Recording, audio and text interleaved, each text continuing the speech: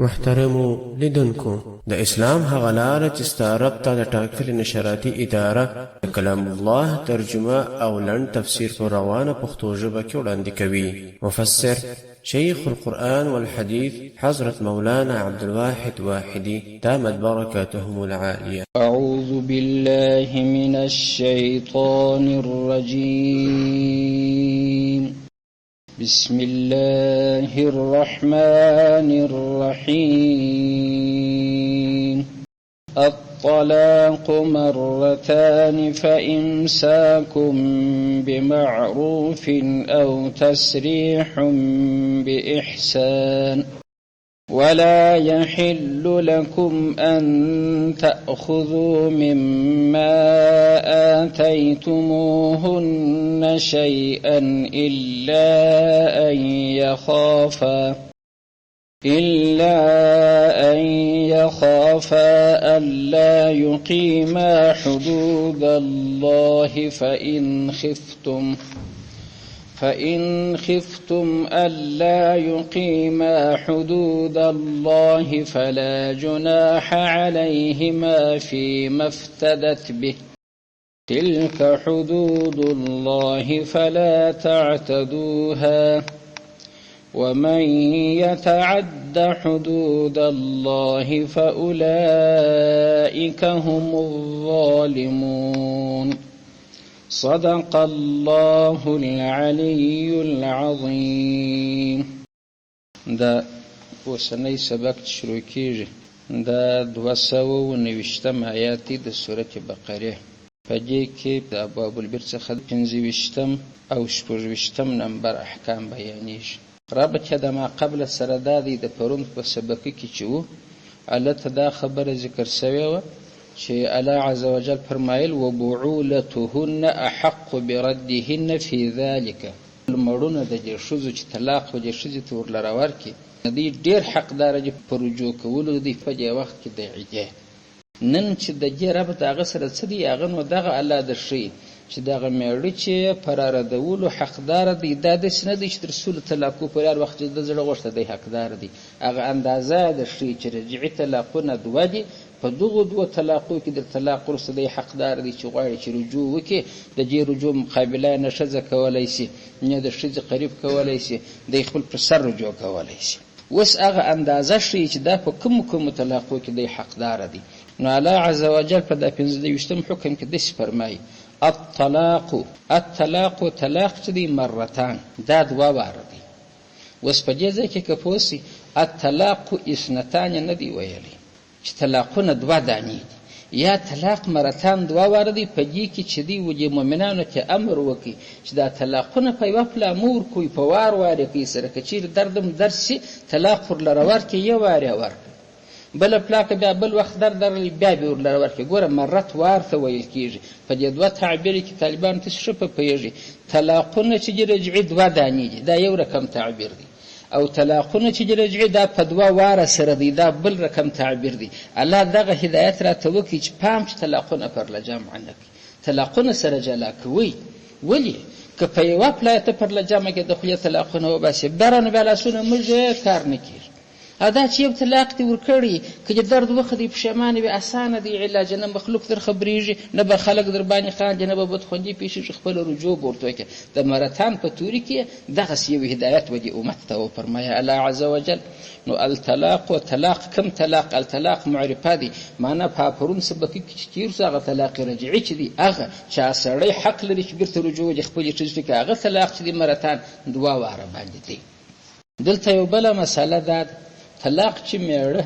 وخپل کوروالات ورکوي په حیث کې طلاق ورکړي دغه طلاق بدعي دی دا ګناه لري دی په ګناهکار دی. طلاق واقع دی مګر ګناهکار سو دی. طلاق چې وشي ته ورکوي مسنونه طریقه یې ده په هغه طهر کې به طلاق ورلره ورکړي چې پر دې ښځه باندې حیز تیر سي بره پاک سي او چې پاک سي په دې پاکوالي کې د نږدېکت نه ورسره کړي جماع یې نه کړي اوس چې د طلاق ورلره ورکړي بارونه د پر سنت برابر سو. ولی وایي د حیض په حالت کې که دی طلاق ورلره ورکړي، د حیض حالت خو هسې هم د دې دی چې د سړي نه پرت نه کېږي، خو الله موږ ته ویلي چې د اذن فاعتزلوا النساء دا د نجاست یو شی دی، د ښځو څخه ګوښه سي، نو خو د انسان نه پرت هم ځینې کېږي. نو په دغه وخت کې چې دی طلاق ورکوي، موږ وایي دا سړی د طلاق دپاره مجبوره نه دی، چې مجبوره نه دی فقط مازې دغه بېخوندي یې ولیدله نو طلاق یې ورلره ورکوي. طلاق خو موږ ابغض المباحات دی، مباح کار دی، خو د الله بد ځینې کېږي. الله وایي ستا طلاق، ستا مجبوریت هغه وخت احساسیږي، خلک به خبرېږي چې ستا شوق وجې ښځه ته یې پر هغه سربېره طلاق ورلره ورکوي. نو موږ پوهېږو، دا انسانان پوهېږي، علما پوهېږي چې یاره دې سړي ته دې ښځې زړه په خوله کې ورکړي، که نه دا وخت خو د طلاق ولاک و، یې پلا پر دې باندې 8 شپې حیض تېر سوی دی، د ده لاس ځینې بند. بیا چې اوس پاکه سوله، دی جوړ سړی دی، د ده رغبت ورته کېږي چې جماعي وکړي، مګر جماعي نه کوي. نو سنت طلاق کم یو سو چې حیض پر ښځه تېر سي او دا پاکه سي او په دغه طهر کې یې جماعي نه یې کړي، نزدېکت یې نه یې ورته کړي، طلاق ورلره ورکړي. طلاق چې ورکړي اوس که ته کېږي، د هغه طهر به تېر سي، بل حیض به تېر سي، باره وروسته موږ ګورو ده ته چې دی بل طلاق ورکوي که نه ورکوي. که بل طلاق نه کوي ورلره ورکړي، د ده دغه طلاق رجعي دی. اوس رجعي دا معنی تر هغه وخته چې 3 حیضه پرې کېږي، دی د رجوع حق لري. خو هغه دی چې باره هغه آخري حیض چې راځي، د مثال په طور د ده څخه عده تېرېږي، باره د رجوع ورته وکړه په خپله خوله باندې، باره یې وویله چې ما تا ته رجوع کړی، یا یې لاس په شهوت ورلره واروړي، بېرته یې کورواله سوله، نکاح اګر سره ونه غوښتم لاسه بیا لاره ونه غوښتئ. هغه چې دا پاکه سوله، پاکه چې سوه، خو بیا پر دې حیض دی تېر سوی دی، د کار نه دی په درلودلی، هغه دی بیا په پاکي کې چې د طلاق بل ورلره ورکړي، دا دوهم طلاق سو رجعي. اوس بیا دغه رقم ده، یو طهر، یو حیض، بیا طهر، بیا حیض، بیا طهر، بیا حیض، هغه درېیم حیض چې تېرېږي، تر هغه وخته بیا د دې عدت. په دغه وخت بیا دا دوم طلاق په چا کې ورکول سو؟ په پاکۍ کې ورلره ورکول سو، په مرضي کې نه ورلره ورکول سو. دغه طلاق ته هم رجعي وایي. دا هم سنت دغسته چې په پاکۍ کې ورلره ورکړي. تر هغه درېیم حیض بیا که دی پښېمانه و چې بابا دا دې څه جب ووه، بېرته به رجوع ورلره وکړي. تر دغه وروسته چې دا 2 طلاقه تېر سوله، اخواته چې نو دی الله پاک وایي بله پلا دغه میله نشي کولی چې طلاق ورلره ورکړي، ته رجوع بیا ورته کوي. بله پلا که چې طلاق تر خوله ووتی، بالا لاس د لاسه وختي، باره به بیا څه شي کېږي؟ بیا به دا بل میړه کوي، هغه بیا طلاقوي، یا به هغه ځینې مړ کېږي، بیا به د هغه څخه عده تېري، بیا به اول تصحیح کېږي. په دا خبره په دا ترتیب تاسې پوه شواست. اول طلاق رجعي سو، دا دوهم طلاق رجعي سو، هغه درېیم هغه یې مغلظ وي. دغه 2 طلاقه چې دا رجعي دي، تر دې وروسته ته رجوع کولی شي. که یو سړی را ولاړ سو، 2 طلاقه یې رجعي ورلره ورکړه، ولځه په 2 طلاقه ته پر ما طلاق هم د رجوع حق لري، خو دا 2 دي، خو یې درېیم د دغه پاته دي، دلته هم د رجوع حق لري. دا باین نو څه په دا مابین کې موږ خو طلاقونه یو رجعي دی، یو باین دی، یو مغلظ دی. دا باین را څه ورک سو؟ باین دغه طلاق ته ویل کېږي چې دا رجعي طلاق د اول چې د ورلره ورکړي قرار په طهر کې خدا ورکړي، په پاکۍ کې ورکړي، یو حیض تېر سو، بل طهر راغلی، بیا بل حیض تېر سو، بیا طهر راغلی، بیا بل حیض تېر سو، هغه حیض چې پوره سو، دغه رجعي ځان په باین اړوي، دغه رجعي رنګ بدل سو، باره باین ځینې جوړ سو. کېدای شي په مضمون پوهېدلي یاست. نو باین طلاق په کوم صورت کې جوړېږي؟ چې یا رجعي پر بدو واوړي، باره باین ځینې جوړېږي پر بدو اوښتل، خو څه شي زده دي وایي دا ټپ پر بدو واوښتي. سم دم رجعي طلاق د رجوع حق یې درلودی، مګر د ده د کهالۍ څخه چې دی کهاله و، رغبت یې نه درلودی، عده ځینې پس و ځینې باین شو. د باین حکم بیا څه شي دی؟ هغه دا دی چې دی رجوع نشي کولی، بیا به ملا صاحب راغواړي، مثلا بېرته به یو نوی عقد په دغه ځای کې کول کېږي، نوي نکاح ته ضرورت شته، نوي ولور ته ضرورت شته، میړه ته ضرورت رسه چې بل میړه وکړي. په مضمون پوهېدلي یاست. باین په بل صورت کې هم راتلی شي. هغه دا دي هغه کنایات چې بیا دي د طلاق بیا جلا باب دي د کنایاتو، ډېر الفاظ یې دي. و ښځې ته جوړېدلي وزه زما د کوره ولاکه دي، بله شپه پر دې کور باندې را څه وسي، په زړه کې هلته طلاق په دغه باندې باین واقع کېږي، په دې به رجعي نه واقع کېږي. رجعي طلاق ګرد عمر په هغه طلاق واقع کېږي چې صریحي دغه دی، طا لام الف قاف طلاق، دغه ستوري چې استعمال کې دغه ته چې شي ویل کېږي رجعي. هغه هم چې یو وي، په یوه پله ثلاثه نه وي، که دغسې جهالت و ناپوهي وکړه، ناځواني یې وکړه، په یوه پله په 3 طلاقه را باندې طلاق ده، د هغه وار د واره مغلظ سو چې بل میړه ونه کړي، وده ته نصیح کېږي. د طلاقو سلسله خو دغه رقم و. نو پرون موږ وویله چې د مطلقې ښځې دپاره عده چې ده هغه مغه خاص مطلقه مطلقه مو نه یادوله، کسیس په یاد شرایط چون به حرۍ منځه به نه او هم به داسې خلوت ورسره سوي یا به جماعه ورسره سوي. دغسې ښځې ته طلاق ورله ورکول شي او دا هم د حیزو خاوند دی، حیزونه ورځي 3 حیزې عده ده. که حیزونه نه ورته هغه مو وښوله چې 3 میاشتې ده مثلا عده، که حامله وه په حمل، په دغه وخت کې چې د طلاق څخه وروسته رجوع کول کېږي، دغه طلاقونه اوس ما درته ښیي او لړۍ حکم دغه دی. الطلاق دا طلاق چې در هغه وروسته میړه د رجوع حق لري، مرتان دا 2 واره دي. د مرتان نقطې ته بسیس فهم اثنتان ونه ویل، مرتان ویل چې مسلمان باید دغسې ظلم ونه کړي ښځې ته په یو پلا طلاقونه 2 ورکړي یا 3 ورکړي، یو دې ورلره ورکړي، په 2 واره دې ورکړي. باره چې دا 2 طلاق دي نو به څه کوي؟ فامساکن، بیا نو وروسته راتکیه کول دي د دې ښځې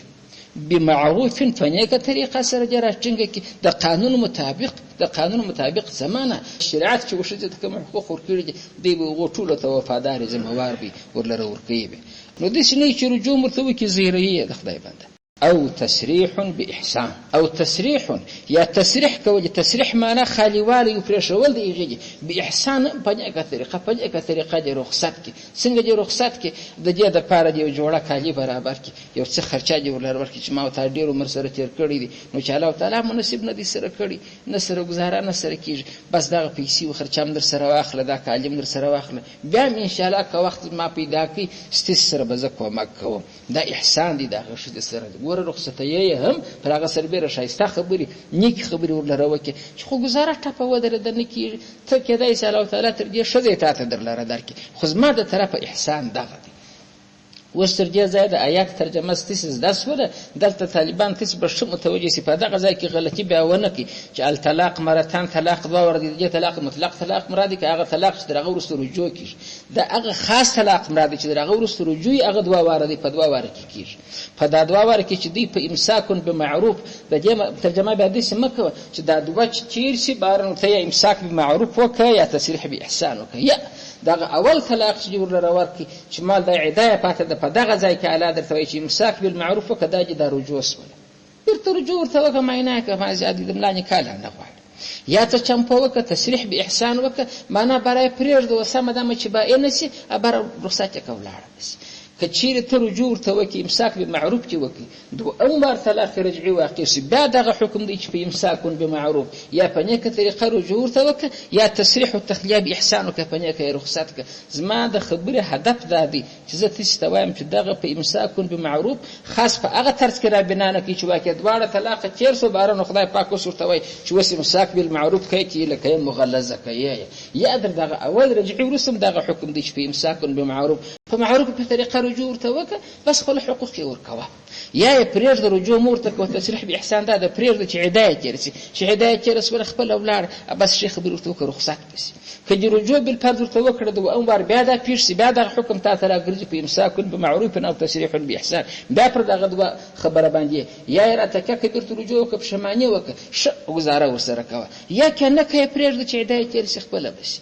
هغه 3م طلاق مغلظ چې راځي د هغه بیا په بل آیات کې را روان دی، هغه تغلیظي طلاق هغه بل دی. دغه 2 چې دي دا خاص دا رجعي دي. دا باین په مابینځ کې د کومې خوا کېږي؟ باین په 2 صورته کې راتلی سي، یا چې مال د هغه رجعي پر بدو در څه واوړي، رجوع ورته ونه کړي، عده تېره سي، او یا په هغو کنایاتو کې لکه په جنګ و جدل کې چې د میړو د معنیې تر منځ راسي، ځینې ناپوهان کسان دغه ستوري استعمال کړي، ظاهره تورې د طلاق نه، خو طلاق په واقع کېږي، او هغه باین طلاق په واقع کېږي. باین هغه دی چې بیرته نکاح غواړي، رجعي هغه دی چې نکاح نه غواړي، مغلظ هغه دی چې بل میړه غواړي، بیا د هغه د خوا راویله کېده غواړي، بیا دې بل ته سي کېږي. مغلظ معنا هغه 3م طلاق. نو د طلاق په مسله کې باید زموږ پښتانه خو د دې دماغونه خو تیز دي، بس چې پر دماغ یې لمبه راله بره وایي زه نو بلا په شله ولاکه باندې ګای ګای داسې خبرې ځینې وسي چې معنا هغه سړی د جنه په وځي، او دا خبرې خو نو د اکثرو ځوانانو څخه کېږي، ولې دی د ښځې په قدر پوهېږي نه چې باره ځینې طلاقه سي، بس تا کورنۍ په خوا به دوی سره اخته کړي. نو یو ښځه چې دی چې هغه ورته طلاقه خو خاندان به نو څه حال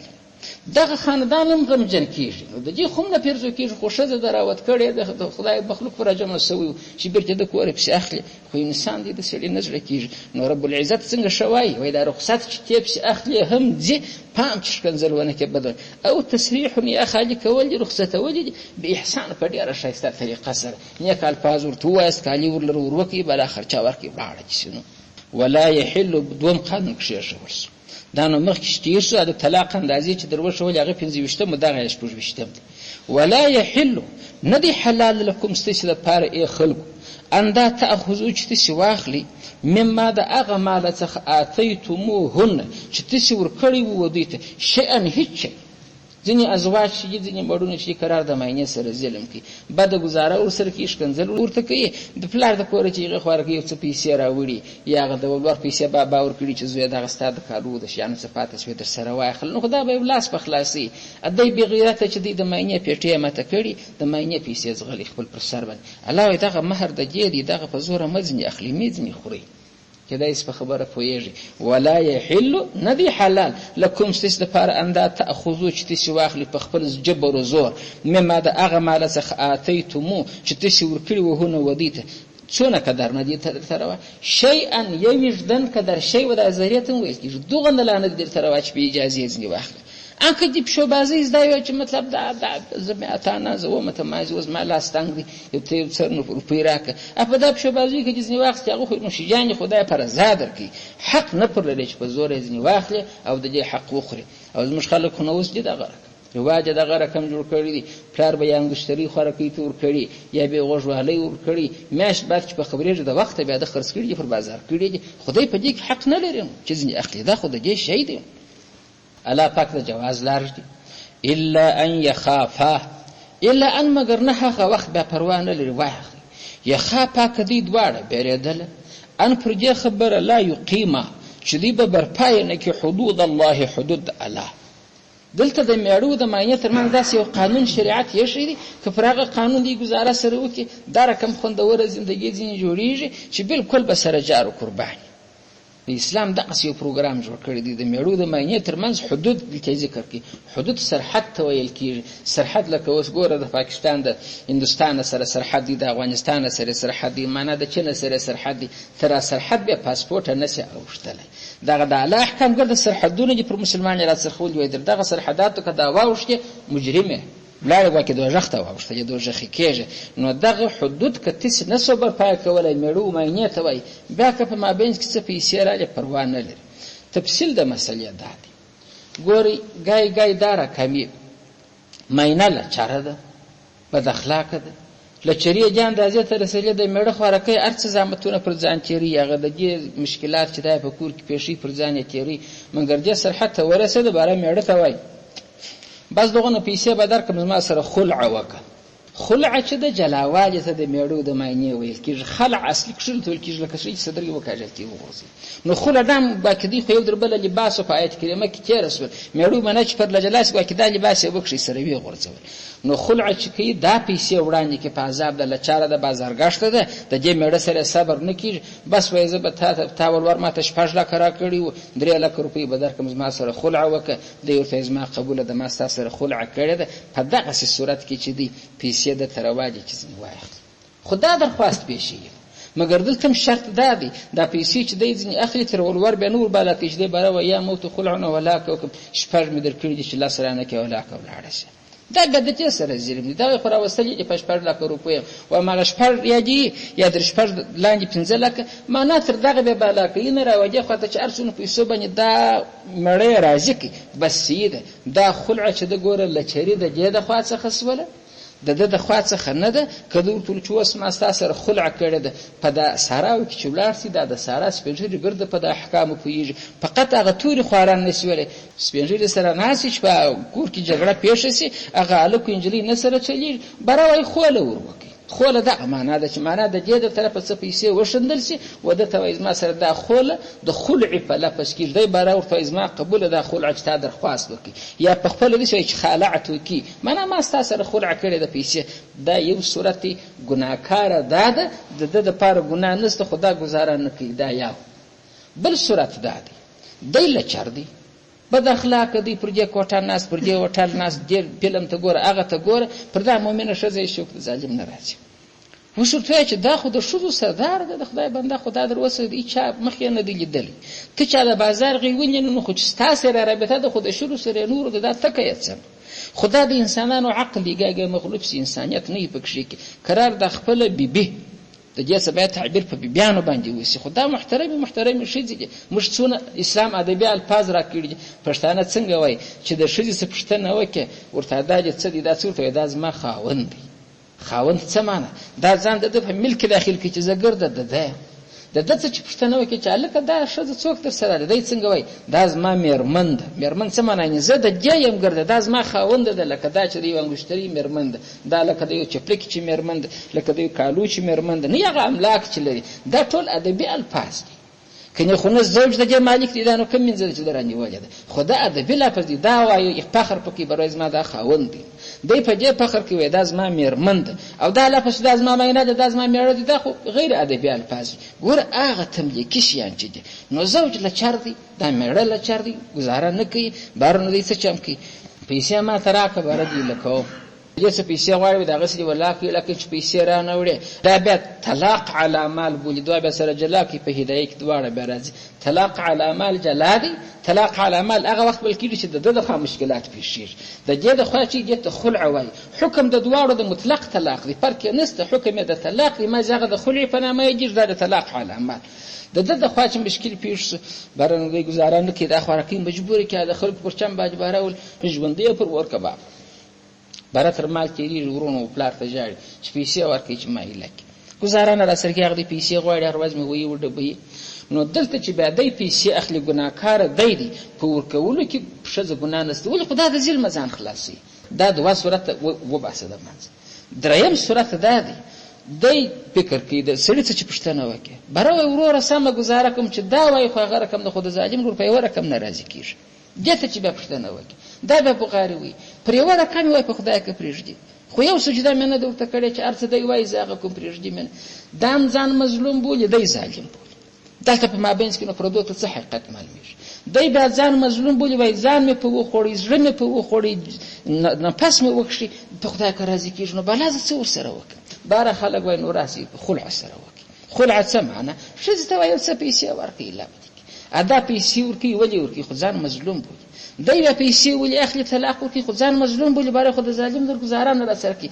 په دغه آیات پر دغه صورت اوس خبره روانه ده هغه دوه صورت نه در یادوي په هغه دوه صورتو کې خو یو ګناهکاره کېدی که د دې د خوا له چیرې وایي دا ګناهکاره و چې د پیسې اخیستی پروا نه درلوده که د ده د خوا له چیرې وایي دې چې د ځان د خلاصون دپاره پیسې ورکولی دا نه و ګناهکاره اوس داسې صورت دی چې الله وایي دواړه نه دي ګناهکاره هغه دغه دی چې دواړه ځان مظلوم بولي دا وایي پر ما ظلم کېږي دا وایي پر ما ظلم کېږي د دین بغاري خېږي د دین بغاري خېږي هغه اصلي ګزاک نه معلومېږي فیصله دا ده چې ورکړه پیسې د دې دپاره پیسې ورکول جایز دي مګر بیا شریعت هغه اندازه یې شته چې تر ولور ډېرې به نه ورکړي چې څونه ولور د ورلره ورکړی و هغه که در ورلره ورکړي بره به دی ورته چې را باندې طلاق خلاص بره به عده تېره کړي زه به خپل مېړه به بل ځای وکړي دی به په هغه پیسو خپل یو نور کار وچلي دلته نو مال درې صورته سو په دې درو صورتو کې د آیات هغه صورت راخیستې دی چې هر یو د مظلومیت دعوه کوي ولې دا بل د نور یې نه کړه بیان احکام خارج شته وایي مسلمان هم دا رقم کار ولې کوي چې ښځه پر مېړه ظلم کوي یا مېړه پر ښځه ظلم کوي نو هغه صورت یې بیان کوي چې دواړه خواران مظلومان ځان بولي هر یو بل ظالم بولي داسې فرمایي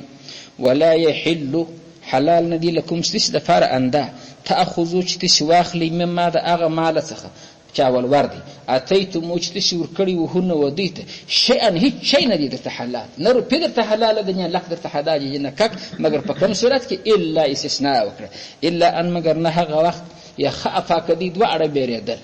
مېړه د ماینې څه بیرېږي پر ما ظلم کوي دا داسې ظالمه ښځه ده دا بیا د ده څه بیرېږي برای دا رقم سختګله سړی دی ظلمونه را باندې کوي نو که دوی بیرېده ان پر دې خبره لا یقیمه چې دوی به برپایه نه کړي حدود الله هغه حدود اوامر د الله د الله اوامر نه برپایه کوي خو سبا بیا جنګ سره کوو بل سبا بیا کوو بل سبا بیا کوو امسایګان زموږ په سوله ستړي شي دغه رقم جنګونه پیښیږي دلته یو کیسه غملا راته کوله بهرحال د شپې 2 بجې به د ښځو د مېړه به سره جنګ شو نو بغاري هی نو لوی نارې دا ښځه بیا وایي او دا نارې هم دا وایي دی سنډالې ورته بند کړي پر سر سر یې وایي نو د کلي خلک چې دي خو یوه ورځ پر حاله چې څه پیښ دلته اوس ښځه حلالوي که څه کړي هغه چې ورغله هغه دې پر اچولي دی نارې بغاري هم دا وایي چې مطلب مخلوق خبر چې ګزاره یې به ده کوله نو بره خلکو مجبوره سو بهرحال که د دغه ځای به کډه کېږي د خدای بندګانو هره شپه په مشت خپل ژوند را پسې زار کړي موږ چې وایي ښځه حلاله کړه چې راسو هغې دې د سنډل د تېره خوا د وککرۍ ته بنده کړي ویې یو خواسته و غوښتنه لري هغه دوی خوارکۍ درواس یې تېره ده دغه رقم ده نو خو دا حدود نه برپایه کېږي نو چې نه برپایه کېږي څنګه وایي په ان خفتم بیرته دا خبره راوګرځول خپل پیسې مه ځینې اخلي مګر نه که دوی دواړه بیرېدله چې د الله حدود نشي برپا کول د حدود څه مراد احکام دي نو بیا پیسې دې واخلي بیرته خبره د سره شروع کړي د هغه خبره چې دا پیسې دي په ان خفتم که تاسې هم بیرېداست دغه خطاب چاته دی تفاسیر وایي دا خطاب نه و حکمرانانو ته دی مسلمان حاکم دی په علاقه کې موجود دی یا مسلمان حاکم نسته هغه علاقه دغسې غیر اسلامي علاقه ده چې اسلامي حکومت هلته نه دی برپایه هلته نو هغه د قوم سپینږیری و مشر و هغه و سید و یو ملا چې پر راغله هغه بارول چې بابا خو هره ورځ دغه دایوي و هی دي دا نه سره جوړېږي نو په ان خفتم که تاسې بیرېداست ای حاکمان ان پر دې خبره باندې لا یقیمه چې دوی نشي برپایه کولی حدود الله حدود الله تعالی فلا جناح ګناه نسته علیهما پر دې دواړو دغه ځای ته مو پام شو چې پر دواړو ګناه نسته هغه دوه صورته نه یادوي په هغو کې خو پر یوه ګناه راته یا ښځه ګناهکاره وه یا نر ګناهکار دا خو هغه صورت چې هر یو ځان چې شي بولي مظلوم بولي ګناه نسته علیهما پر دواړه د ګناه څخه خلاص دي د نر د پیسو په اخیستلو کې نه دی ګناهکاره ښځه د پیسو په ورکولو کې نه د ګناهکاره چې دا رشوت نه دی په چیش کې ګناه نسته فیما په هغه پیسو کې افتدت چې دا فدیه ناکي وکړي بدل ناکي وکړي به په هغه سره د به زمیر د ماته راجع دي هېڅ پروا نه لري ځینې واجخلي هېڅ د کورنۍ مشکلات ختم کړي تلک حدود الله تلک دغه نو چې دا چې اوس بیان شوله چې د طلاق دوه اقسام در وشول چې رجعي طلاق دوه وارد کېږي بالا نه کول کېږي بل دغه وشول چې میړه د ماینې مال دې په زوره نه ځینې اخلي شوی ما دونه ولور په تا خوړلی دي بارنو جنګونه تا چې شي راوړي دي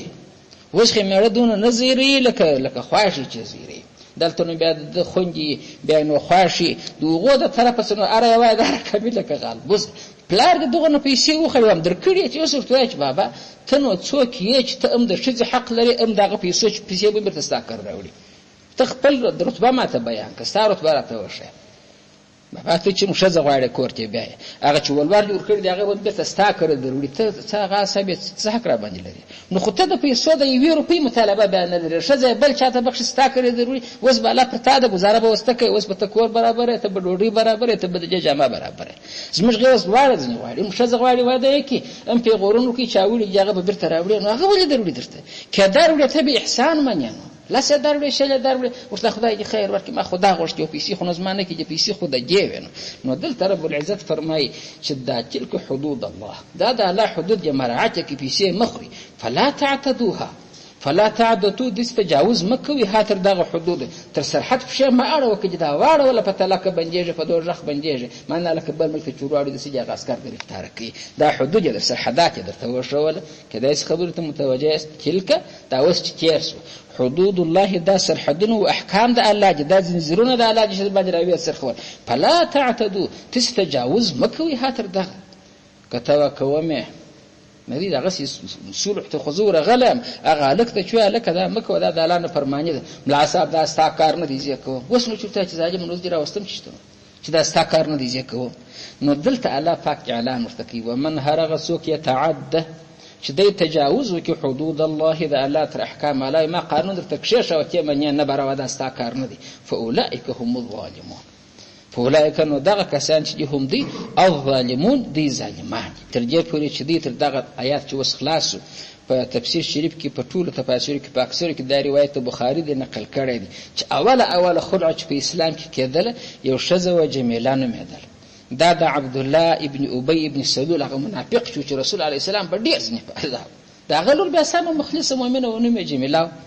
دې بیا نکاح کړی و د ثابت ابن قیس سره ثابت ابن قیس بیا یو ښه باغچه درلوده د خرماو دغه باغچه یې په ولور کې جت ورکړل باغچه یې ستا ګوره بره د دې سوه باغچه د پښتنو په رقم نه سوله چې باغچه نه هم باره ده د واده یې هم کړله پر باغچه یې نکاح سره وکړه د باغچې حاصلات تصرفات ګرده د دې ژوند سره کوي یو ورځ دا رسول علیه السلام ته راغله بهرول یا رسول الله ما او دی مالا ګزاره نشو سره کولی ولولې بهرول زه په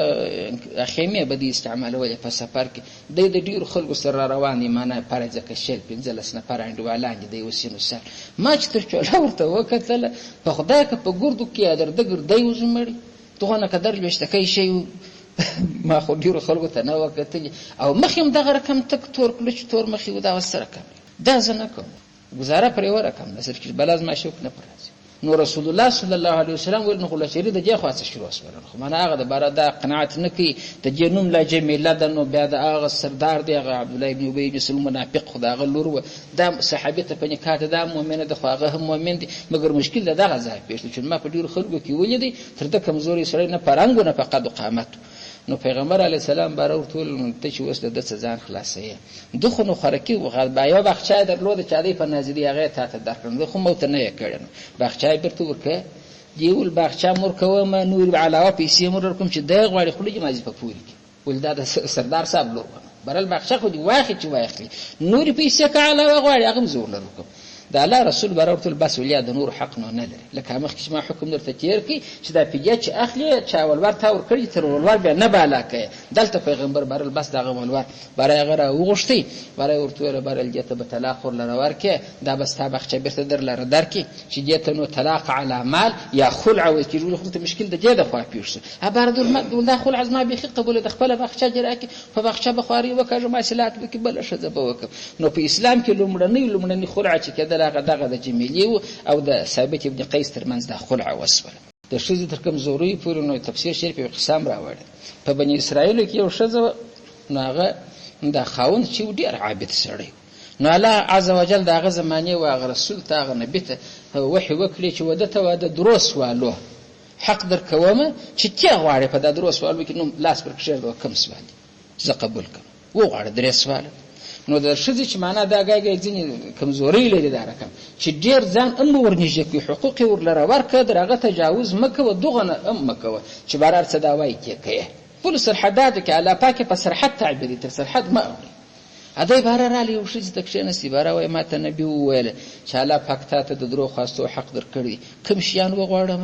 برجې یو سوال ما تراک قانون ساکه دول سیګ بارل دغه سوال وک والا پاک له کامش په پښتو کې وای چې ول مخل مرشه اسپورني چې ما دغه سالا پاک شایسته کې په دغه من چې تر ما بل شایسته او جمیله شزنی اده مالات لا سپورت کې ولیا لا پاک دغه زما شزدار کم شایسته کې چې په دغه موجوده عصر کې درجه بل شایسته نه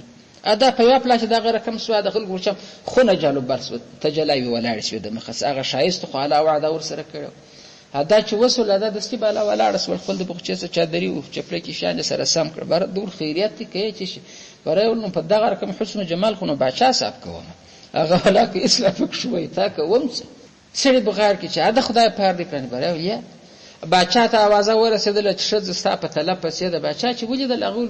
ولجون څاکه ولاکه کې شذ ما سو بالا دا کوم شي سره چې پرځ کې روس په وسه ځکه دغه رقم به شي یو شذ حسینی قرار سړي پر مړ کې دا نو د سره د مرګ وام سبارانو بیرته رالی کښینستی وسڅو کې فکر ویش د دې علاج وسڅنګه ابر الله سپورت کې چاله پاکه بيزوي کسات نه اده چې الله سپورت کې هغه دوی بيزوسونه بيزو بیا څوک پرېږي په خپل خونه کې چې ورسره وسیږي بچا بیرته په لاشته د کوره په واخس چې په واخس نو بیرته لکه دې کوره غوړنه مړنی ویلې وراله دلته ورته کښینسته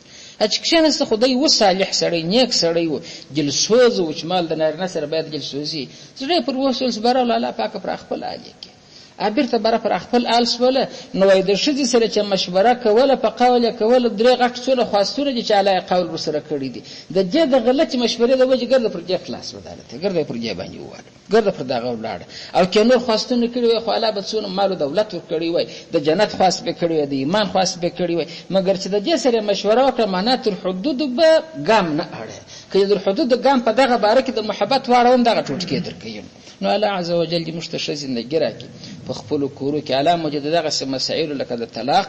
الله دې ارض و مړو معنی سره وساتي ځنی دا اخیری ګاټي د سړی ورته دریږي او الله پاک ته خوش امن دي ولې چې په حیث کې طلاق ورکړي الله پاک ناراضه دي وایي چې دا طلاق ورکړي چې مجبور سي بخي دا اخیری خبره ستا مجبوریت څه وخت معلومیږي چې دا پاکیزه ته جماعي نه کړي شوق چې تازه کړي ورکړي نو سيدي دا سنت د طلاق دغه رقم دي دغه سم سوا چې طلاقونه په یو پلا ورکړي ام ګناه د بدعت ګناه لري او کې په حیث کې ورکړي هم ګناه لري یا په هغه طهور پاکي کې ورکړي چې جماعي پکې کیسي هم ګناه لري طهور به پاکي معنا جماعي به نه پکې کیسي درې سره په یو پلا نه کې طلاق لروات کې نو سنت طلاق بلل کیږي واخر دعوانا الحمد لله رب العالمين.